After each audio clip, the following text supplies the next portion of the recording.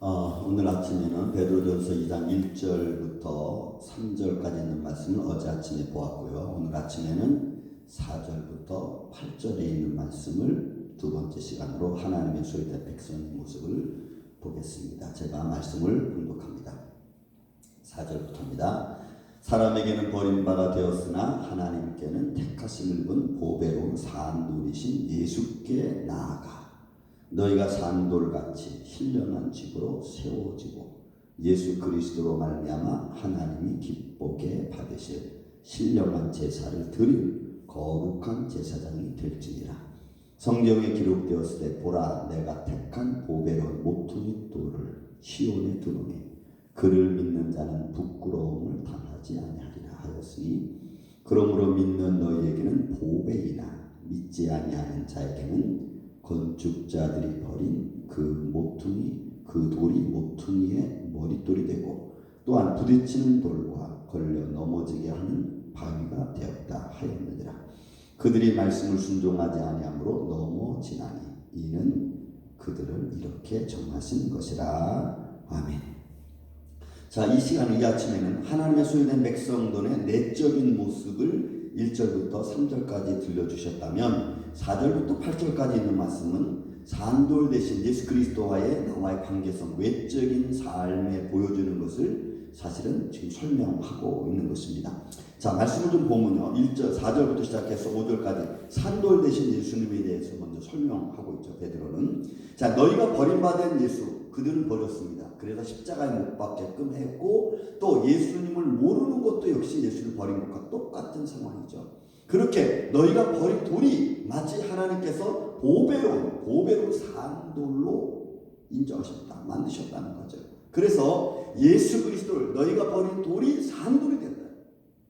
이 말씀의 의미를 우리가 가만히 보면요, 결국은 예수님과 나와의 관계성 속에서 이루어지는 놀라운 진리의 말씀이 아닐 수 없습니다. 왜냐하면 너희도 그 산돌같이 신령한 집으로 세워져야 된다는 거죠. 이유는 예수님을 믿는 또 하나님의 백성된 자들은 산돌 대신 예수 그리스도와 관계성을 갖고 있기 때문에 그 관계성 속에 있는 자녀들은 산돌같이 여러분 우리 안에 신령한 집, 하나님의 말씀으로 채워지는 성전 세워져야 된다는 거예요. 그래서 베드로가 지금 환난당한 자들에게 예수님과의 관계성을 통해서 너희가 예수님의 산돌처럼 그리고 그 신령한 집으로 만들어져야 된다는 것을 말씀하고 있는 거죠. 그리고 그렇게 신령한 집으로 만들어진 자는, 신령한 집을 가진 자는 신령한 제사를 드리라는 거예요. 그래서 5절의 말씀 보면은 하나님이 기뻐 받으신 신령한 제사를 드릴 거룩한 제사장이 될지니라. 여러분 로마서 12장 1절에 있는 말씀 같죠? 너희 몸을 하나님이 기뻐하시는 산 제사로 드려라. 이것이 너희가 드릴 영적 예배, 이 신령한 제사.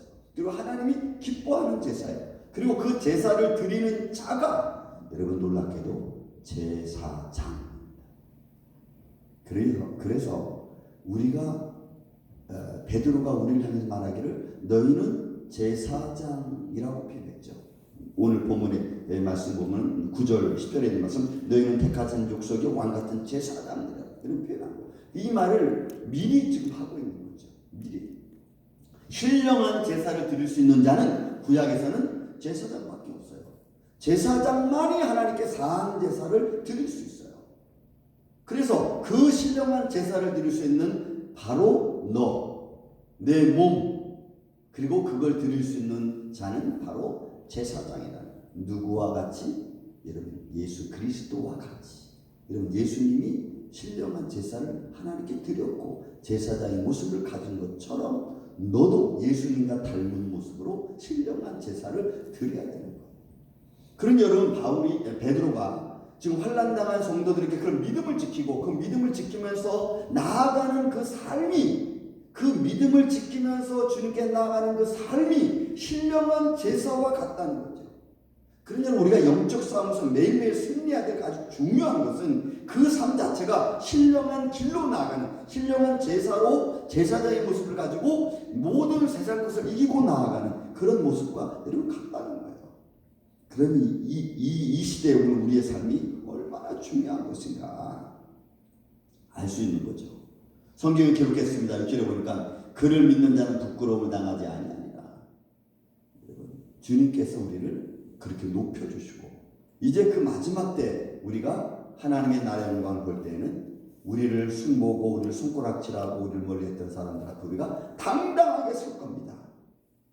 왜? 주님이 우리를 이렇게 높여주실 거니까. 그래서 시편 23편에 다윗이 고백하잖아요. 원수의 목전에서 내게 상을 베푸시고 그리고 나를 높이시고 내 잔이 넘치게 하시는 하나님 은혜의 손길이 바로 마지막 때 일어날 놀라운 사건 중에 하나고 우리 원수들 앞에서 보여줄 믿는 자의 아름다운 영광스러운 거죠. 7절에 이렇게 표현합니다. 그러므로 여러분 믿는 너희는 보배다. 왜요? 사한돌 되신 예수 그리스도 관계성 그 안에 거하는 것은 그게 보배 중에 보배죠. 또 여러분 베드로가 바울이 뭐라고 표현했습니까? 질그릇 같은 내 안에 보배를 가졌으니 예수 그리스도가 내 안에 있는 것을 말합니다. 하지만 반대로 여러분 이 관계성 속에서 믿지 아니하는 자는 어떻게 됩니까? 믿지 않는 자들은 8절에 보면 부딪히는 거예요. 돌과 부딪히면 인간 육신적인 우리 인간이 살 수 있겠어요? 세상의 권력과 부딪히면 살 수 있겠어요? 우리는 살 수 없어요. 그러니까 전도 4장 1절에 말합니다. 학대하는 자에게는 권세가 있지만 학대받는 자는 위로할 자가 없어요. 그러니까 세상의 권세와 우리가 싸워서 이길 수 없어요. 학대하는 자에게는 권세가 있습니다. 그러나 학대받는 자가 위로가 없다는 것은 이거는 불행 중에 불행입니다. 저는 여러분들에게 우리 위로자 되신 예수 그리스도와 함께 있기를 주의 이름으로 축원드립니다. 갈라디아 교회에 바울은 얘기합니다. 3장 1절에 보면 우리의 위대한 우리의 대제사장된 우리의 대언자가 있다고 했어요. 대언자 되신 예수 그리스도. 그래서 부딪히는 돌이 믿지 않으면 돌과 부딪히는 거예요. 그래서 부딪히는 돌이 말씀이 나랑 부딪히면 내가 살 수 있겠어요? 말씀은 진리입니다. 나는 산산조각날 겁니다. 믿지 않는 자의 미치는 진노죠. 또 걸려 넘어집니다.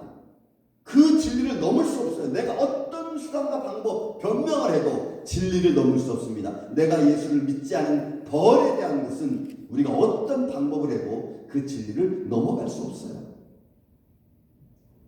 또 놀라운 말씀이 또 한 구절 있습니다. 8절 마지막 절에 보면 이렇게 써요.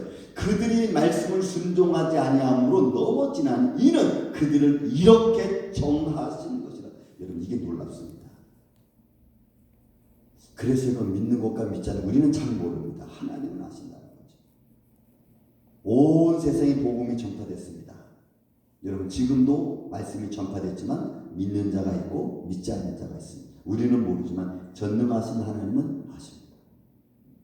믿지 않는 것, 결국 하나님의 돌에 말씀에 부딪히는 것, 그거는 저는 모르지만 하나님은 아십니다. 놀랍게도 정하신 바라고 했습니다. 저는 사랑하는 아침의 성도 여러분, 우리만 전국의 성도 여러분, 산돌 대신 예수 그리스도와의 믿음의 관계성이, 신뢰성이 아버지가 내 안에 내가 아버지 안에 거하는 이런 믿음의 신뢰성을 가지고 살아가시기를 주의 이름으로 축원을 드립니다. 믿는 너희에게는 보배 대신 산돌 대신 예수 그리스도, 그 예수님과 진리와 부딪히는 것이 아니라 오히려 주님과 더불어 같이 하나님 날 향하여 십자가를 걸어갈 수 있는 그런 믿음의 길을 걸어가는 주의 성도들 되시기를, 오늘도 그 이름으로 승리하시는 이 한날이 되시기를 주의 이름으로 축원드립니다. 사랑과 은혜가 많으신 아버지 하나님 감사합니다.